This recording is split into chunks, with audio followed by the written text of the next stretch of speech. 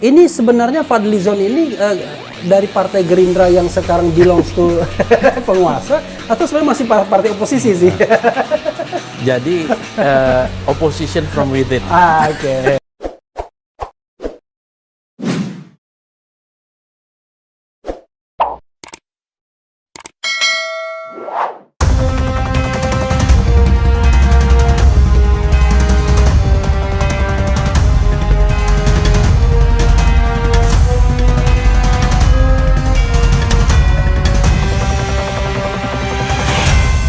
Nah, tetapi di bidang hukum, terutama pemberantasan korupsi, nggak maju-maju. Ya. Coba, siapa yang bisa misalnya menjangkau Mahkamah Agung dan badan-badan peradilan di bawahnya? Hampir tidak tersentuh. Ya. Itu seperti pulau yang terisolasi sendiri. Tidak ada kekuasaan yang sanggup mentorpedo sana. Ya. Sekarang Mahkamah Konstitusi sudah pulau tersendiri juga. Sudah jabatannya diberikan Bung Fadli CS kan? 15 tahun untuk hakimnya atau 70 tahun pensiun kan? Iya, iya, Gitu. iya. Praktik-praktik korupsi yang harusnya diberantas oleh penegak hukum juga bermasalah. Kasus terakhir Joko Chandra, konon diduga melibatkan orang besar ya kan di Gedung Bundar ya. Gedung Bundar ya, Gedung Bundar. Iya. Bukan Gedung Bundar. Kadang-kadang Udah jelas lah itu. mengubah U-nya jadi A itu ya. Tapi ini just joke ya, biar kita tidak dianggap pencemaran nama baik. Jadi kalau kita lihat sebenarnya problem dari kita itu pada sisi regulasi, konstitusi atau implementasi. Saya menganggap level ada levelnya sendiri problemnya itu. Karena levelnya berbeda-beda, kita address-nya harus berbeda-beda. Saya lihat di level konstitusi ya, itu masih ada masalah yang harus kita selesaikan. Saya tahu lah posisi Bung Fadli kan, kembali kepada Undang-Undang Dasar yang lama, rewriting iya, kan. betul. Tapi oke lah, itu yang soal sikap. Tapi saya melihat ada beberapa yang patut perlu disempurnakan. Misalnya posisi Dewan Perwakilan Daerah itu mau ngapain? Benar Ya kan? Posisi MPR itu mau ngapain? Masa ada kerja yang kerjanya nggak ada? Ini mohon maaf nih teman-teman MPR ya. Kerjanya nggak ada, nggak jelas. Ya, which is cuma sekali dalam 5 tahun melantik presiden dan wakil presiden. Sisanya kan kapan-kapan. Tapi pimpinannya jumlahnya 10 dengan DPD. Dibawa runtang-runtung kemana-mana. Nggak jelas nih mandatnya apa nih, kerjaannya apa. Ya kan? Protokolernya tinggi, fasilitasnya besar, biayanya juga triliunan per tahun, kan begitu. Karena itu kita harus dudukkan kembali. Nah, dulu saya pernah membuat konsep, ya kita harus mestinya DPD itu diberdayakan. Tidak harus strong bicameralism. Jadi maksudnya sama persis tidak harus. Kalau sama persis nggak ada gunanya kan, two chambers. Jadi paling tidak, ya relatively misalnya mana bagian DPR, mana bagian DPD. Yang jelas dia harus mempunyai kekuasaan determinatif DPD. Ini kan enggak. Pengawasan tergantung DPR. Buat undang-undang tergantung DPR. Budget tergantung DPR. Lalu ngapain? Kalah dia sama ICW, sering dibilang orang kan. Nah, karena itu kalau ini sudah, maka MPR itu ya semacam joint season aja, nggak perlu dilembagakan sendiri. Saya mengatakan harusnya ketua MPR itu ex officio dirangkap oleh ketua DPD, wakil ketua MPR dirangkap oleh ketua DPR. Kenapa ketua DPD? Karena kan lebih banyak nggak kerjanya, maksudnya pekerjaan loadingnya kan agak berbeda dibandingkan DPR. Tapi kan gagasan-gagasan yang rasional, yang memangkas nomenklatur jabatan-jabatan, ini kan nggak populer di Indonesia. Nah, memang masalahnya kan gini, ini masalah. Saya jawab dulu. Iya. Nah, karena itu ada level itu. Oke. Selain level konstitusional, itu ada level undang-undang. Nah, kalau kita bicara level undang-undang, banyak undang-undang yang bermasalah. Undang-undang minerba yang baru. Sebentar lagi undang-undang Cilaka ya kan, Omnibus Law ya kan.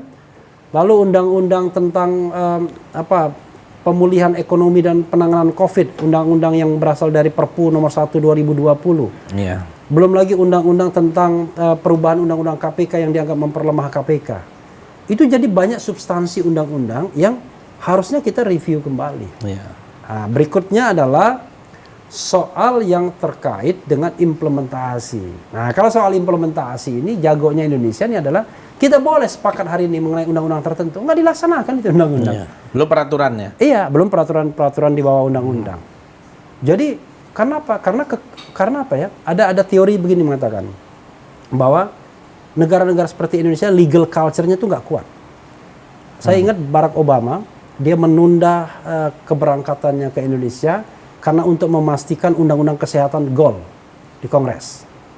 Kalau Indonesia nggak peduli, walaupun ada undang-undang tentang BPJS dan lain sebagainya, akhirnya toh sehari-hari ditentukan oleh pola relasi dengan kekuasaan saja, kan begitu. Nah ini akan memprihatinkan, which is bisa baik, tapi bisa juga tidak baik. Kalau undang-undangnya tidak baik, maka pelaksanaannya bisa dibelokkan menjadi baik. Tapi yang masalah adalah kalau undang-undangnya sudah baik. Sudah baik.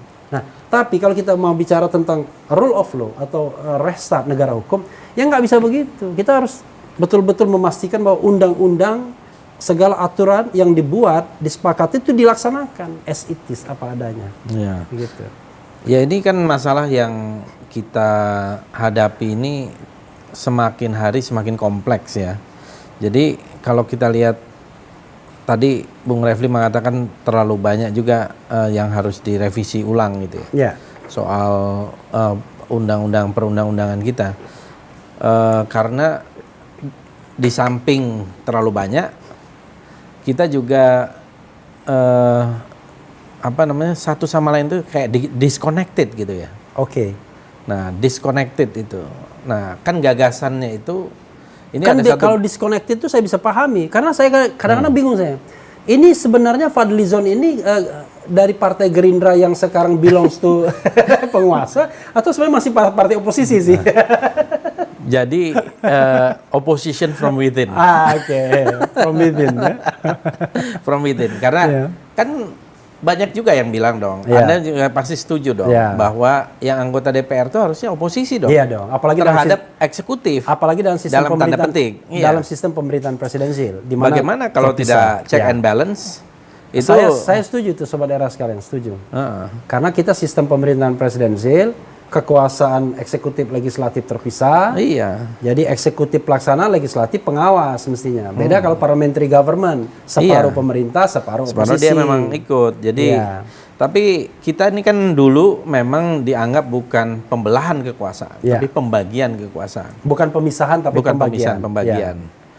Jangan-jangan yang harusnya itu pemisahan yang total gitu loh. Jadi kalau dia pemisahan yang total sehingga bisa berlaku betul check and balance. Ketika dia tidak melakukan pemisahan, hanya pembagian, dia terbawa kepada kultur parlementer. Dianggap kalau partainya sudah berkoalisi dengan pemerintah, kamu nggak boleh lagi ngomong. Dianggap ini kan kayak itu tadi, saya bersuara sedikit saja yang agak berbeda dengan pemerintah dianggap aneh. Karena kulturnya kan kultur transaksional. Padahal kan di Amerika Serikat misalnya kan biasa saja. Orang Demokrat orang Republik tidak mendukung Donald Trump, kan biasa kan? Biasa saja. Dan tidak ada konsekuensi apa-apa. Tapi kalau saya lihat persoalannya adalah memang ini ngeri-ngeri sedap. Kembali kepada demokrasi kita. Demokrasi terpimpin kita sudah hilang, demokrasi paternalistiknya sudah hilang.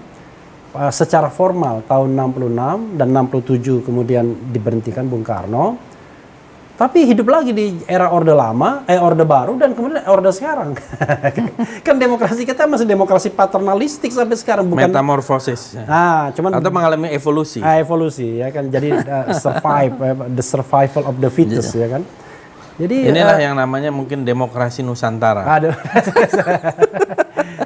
Ini ada istilah lain ya yang membedakan soal yang rahmatan lil alamin. Tapi ini menurut saya memang harus diperbaiki gitu. Karena kalau tidak, kita seolah-olah demokrasi, tapi sebenarnya kita mempraktekkan satu sistem feodalisme berbaju demokrasi.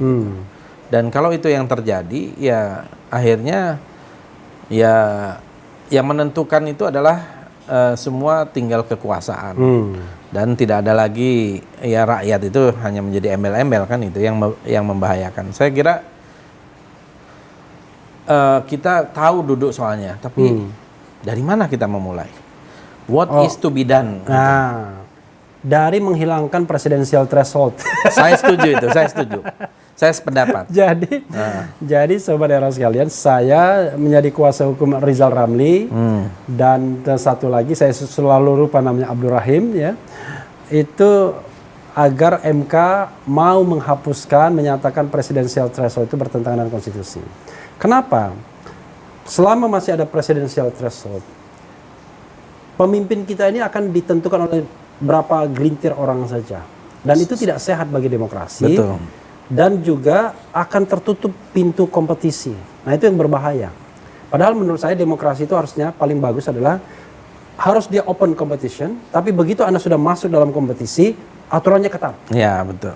Jadi governance pemilunya itu betul-betul dipraktekkan. Kalau kita kan enggak, pintu masuknya dipersempit dan dengan rekayasa tertentu hanya 2 calon saja, paling tidak 2 perhelatan terakhir. Begitu masuk itu brutal. yang main adalah uang. Iya, betul. Jadi gini, kalau kita bicara tentang gini, ada yang namanya pelanggaran berat dalam pemilu. Misalnya sumbangan dana kampanye yang ilegal. Wah, itu udah praktek biasa itu di Indonesia, dalam pemilu Indonesia. Yang 2, keterlibatan birokrasi. Itu udah biasa. Keterlibatan yang namanya state aparatus. Udah biasa juga. Iya, betul. Jadi ketika saya di Inggris, mereka bercerita tentang electoral fraud. Wah, mereka malu 1 kasus 2 kasus di Inggris, dia sedang investigasi orang menggunakan data orang lain untuk memilih. Kalau mereka kan dapat undangan kan? Nah, mereka nggak ada lagi yang namanya update data kependudukan kayak kita, karena kependudukan itu sudah updated anytime kan? Udah. Jadi, sesuatu yang otomatis. Iya, automatically. Jadi ketika mereka mau pemilu, mereka tinggal diundang aja. Iya. Nah, undangan itu kalau fraud mereka sering menggunakan undangan orang lain. Itu saja dianggap sudah luar biasa, betul. Mencoreng muka pemilu mereka. Saya bilang di Indonesia biasa aja yang begitu. Ya mungkin yang lebih dari itu juga banyak. Rizal Ramli mengatakan ini demokrasi kriminal. Iya, demokrasi kriminal. Saya bahkan mengatakan, Bung ya, menguasai Indonesia itu gampang, cukup 6 triliun. Kok bisa begitu? Ini mohon maaf ya, ini ada Gerindra juga di sana. Ya cukup saja kuasai 6 partai politik yang ada di istana saat ini, masing-masing 1 triliun. Nah, saya tidak mau menghina ya, tapi ini kan hipotesis yang masih masuk akal. Nah, tapi selain saya setuju tadi soal presidential threshold harus zero, supaya makanan yang ada di meja ini semakin banyak dan rakyat memilih. Tapi juga satu dong, biar kita fair sama partai politik. Kan partai politik ini pilar yang paling penting dalam demokrasi. Apa masalahnya? Saya mau menyinggung ini juga. Iya, political financing. Nah, saya sekarang ini kan partai politik itu dibiarkan nggak jelas dananya dan tidak diatur. Hanya diberikan kalau tidak salah 1 suara itu 10.000, bukan 10.000. Cuma 1.000. Tadinya malah Rp100 per suara. Nah, saya pernah datang ke Meksiko. Saya datang ke KPU-nya Meksiko, ketemu ketua KPU-nya Lorenzo kalau tidak salah namanya. Dia menjelaskan dengan menarik gitu. Bagaimana di Meksiko itu sampai $200 juta diberikan untuk partai politik. Kalau tidak salah 30 itu equally sama rata untuk administrasi. 70% itu proportionally, ya sesuai dengan jumlah suara. Dan itu dalam rangka untuk memaintain termasuk semua aktivitas kepartaian, termasuk pemilihan umum, pemilihan daerah atau semacam itu ya, dan teraudit gitu ya. Nah, kita juga harus memikirkan partai politik itu uangnya dari mana. Nah, karena kalau tahun 55 itu kan semua partai politik boleh bisnis, punya konsesi, punya SPBU, punya dan perkebunan. Juga pemilunya boleh perorangan soalnya. Boleh perorangan. Sebenarnya 55 tuh jauh lebih demokratis ya. Nah, maksud saya political financing ini juga perlu dipikirkan supaya tidak ada lah misalnya kegiatan yang dianggap tadi itu mahar atau apa yang lain-lain. Oke, saya setuju itu, Bung. Tapi gini, saya mau bicara dari sistemnya. Kalau kita membiayai kegiatan partai politik, baik itu kegiatan rutinnya maupun dia kampanye pada saat pilpres, pileg dan lain sebagainya, maka kita akan menggarami air laut. nggak ada gunanya. Kenapa? Karena infrastruktur anti korupsinya nggak dibangun. Kenapa? Karena dari pembocoran anggaran negara itu, yang masuk partai politik tuh persentasenya jauh lebih kecil dibandingkan yang masuk kantong pribadi. Saya mengutip Rizal Ramli, berapa ya, negara bocor tuh 75 triliun per tahun dia bilang. Jadi karena itu jalan keluarnya memang biaya partai politik harus dihandle oleh negara. Kalau nggak salah jumlahnya satu tahun ya cukup kira-kira 70 triliun atau kalau nggak salah. Setahun? Udah banyak sekali kalau itu. Iya. Berapa? Itu 70 triliun. Oh, terlalu besar itu sebenarnya. Enggak, waktu itu saya ini hitungannya Rizal Ramli. Cukup 60-70 triliun katanya uangnya untuk membiayai kegiatan mereka termasuk kampanye. Kampanye presiden, kampanye pileg. Jadi mereka tidak suruh cari duit lagi. Kenapa begitu? Karena untuk menghindari agar mereka tidak berbisnis. Jadi betul-betul mereka hanya memikirkan bagaimana kontestasi pileg, kemudian pilpres dan pilkada. Jadi semua dibiayai. Sarana untuk mengekspresikan diri itu dibiayai oleh negara. Agar tidak terjadi korupsi, tidak terjadi money politics, kan begitu? Iya, betul. Tapi masalahnya, Bung, kita ini kan bicara tentang political will. Nah, ada nggak teman-teman Bung Fadli political will? Kenapa? Karena pemilu yang amburadul seperti ini, terutama pilkada, kan uang. Contoh misalnya, kita bicara tentang candidacy buying. Bagaimana beli perahu. Undang-undang mengatakan, kalau seseorang itu ketahuan beli perahu, diskualifikasi. Partai yang terima sewa perahu tidak boleh ikut pilkada berikutnya. Paradoksnya adalah semua yakin. Semua yakin memberikan uang kepada partai politik, kan begitu? Dan dia nggak berani ngomong tentu mereka. Itu kan paradoksnya. Semua yakin bahwa semua kandidat kasih itu uang sebagai uang untuk kampanye kan? Iya, lalu kemudian dengan santainya, wah ya itu kan uang ya entertain dan lain sebagainya untuk kelangsungan hidup partai. Tapi pertanyaannya adalah berapa yang masuk partai, berapa yang masuk kantong pribadi. Jadi lagi-lagi akhirnya, presidensial threshold kita sepakat kan? Pembiayaan partai politik tapi program anti korupsinya harus dibangun. Setuju. Tanpa itu nggak bisa kemana-mana kita, going nowhere kita. Gitu. Saya sependapat. Mungkin ya berikutnya juga yang penting untuk kita lihat nih. Tadi Bung Refli menyinggung data penduduk. Ini kita negara sudah di abad ke-21. Tapi mungkin di antara banyak negara, termasuk dengan Afrika, kita ini termasuk yang sangat terbelakang soal data penduduk. Padahal ini kan persoalan remeh-temeh, persoalan gampang. Tidak bisa kita punya yang namanya single identity card atau dulu number. Dibilang single identity number soalnya. Dan itu kependekannya kan sin, dosa. Amerika udah tahun berapa itu punya yang namanya Social Security Number. Nah, kalau dia kan Social Security Number. Saya masih ada tuh SSN, tapi lupa saya nomor. Tapi artinya itu dengan dia punya satu kartu, nggak perlu pakai macam-macam, apalagi kartu apa namanya Indonesia Pintar, kartu Indonesia Sedih, kartu Indonesia Bahagia, atau kartu Indonesia Sabar. Dia cukup satu kartu itu. Itu udah semua. Nah, maksud saya ini juga persoalan termasuk di dalam sistem kita. Begitu ini abu-abu semua, termasuk data pemilu, data statistik, dan ini setiap pemilu kita selalu mempersoalkan data pemilih. Ini kan salah satu loophole, sumber kecurangan, merampok suara rakyat gitu. Nah ini juga menurut saya mungkin harus kita address gitu. Iya, tapi yang jadi masalah, kita kan mau coba buat yang namanya KTP elektronik ini. Ini elektronik atau bukan sih sebenarnya? Jadi ternyata anggaran yang triliunan itu hanya mendapatkan KTP yang no function. Nggak ada bedanya dengan KTP laminating. Iya benar. Kan ini kan nggak bisa kita functionkan kemana-mana. Kan ada dong biometriknya ada dong. Iya kan ada biometriknya, tapi buat bisa apa fungsinya ini sehari-hari? Saya nggak pernah pakai untuk kecuali untuk memperlihatkan mana KTP Anda. Kan mestinya kan kalau kita check in di bandara pakai kartu ini, rumah sakit pakai kartu ini, semuanya bisa recognize dia. Tapi kan nggak pernah terjadi. Ya sobat era sekalian, itu bincang saya dengan Fadli Zon, anggota DPR dari Partai Gerindra. Dan ini sebenarnya bukan perbincangan seperti halnya tanya jawab, saya tanya kemudian Fadlizon menjawab, tapi ini adalah sebuah crossfire.